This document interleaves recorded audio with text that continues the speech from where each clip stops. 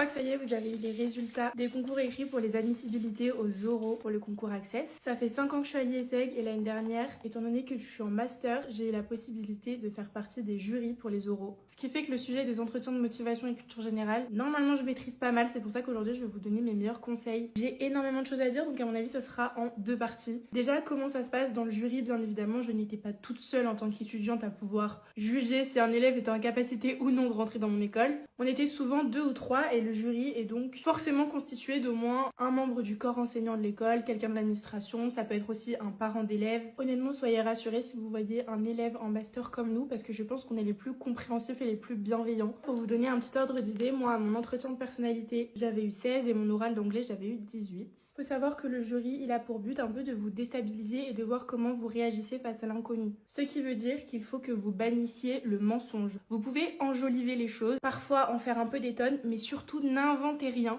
Parce que vraiment, je vous le dis, en tant que personne du coup qui a vu certains élèves essayer de le faire, ça se voit direct quand quelqu'un ne maîtrise pas un sujet, mais qui ment à ce propos. Ça va pas leur plaire du tout et ils vont faire exprès de vous piéger et de vous poser mille et mille questions sur le sujet pour voir jusqu'à quand vous vous enfoncez dans vos mensonges. Donc ne vous inventez pas d'expérience, ne vous inventez pas d'anecdotes qui peuvent vous rendre un peu plus intelligent, un peu plus smart, on s'en fiche. Autre chose qui moi l'année dernière m'a un peu choquée parce que j'ai trouvé ça un peu rude avec les élèves, mais en fait il faut savoir qu'on n'a pas une fiche avec des obligations de questions à poser. Chacun vient avec ses questions, chaque membre du jury pose les questions qu'il veut. Un moment j'étais avec un professeur, je sais plus de quelle matière, mais je crois une matière de finance ou de maths, qui interrogeait systématiquement les élèves sur ce qu'ils savaient de l'école. Il leur demandait, alors du coup, est-ce que vous vous êtes renseigné sur les matières que vous allez avoir l'année prochaine si vous êtes prise? Et en gros, il leur demandait de citer des matières qu'il y allait avoir en première année. Alors dans l'idée, c'est vrai que c'est important de se renseigner sur le cursus que tu vas faire potentiellement l'année prochaine. J'avoue que moi, dans mes souvenirs, le site de l'école, il est hyper mal foutu. Demandez à des élèves de première année ou demandez-moi à moi, je vous enverrai mon emploi du temps de première année. Parce qu'en fait, le prof les a saqués en disant « Ah bon, bah vous savez même pas ce que vous allez étudier l'année prochaine ?»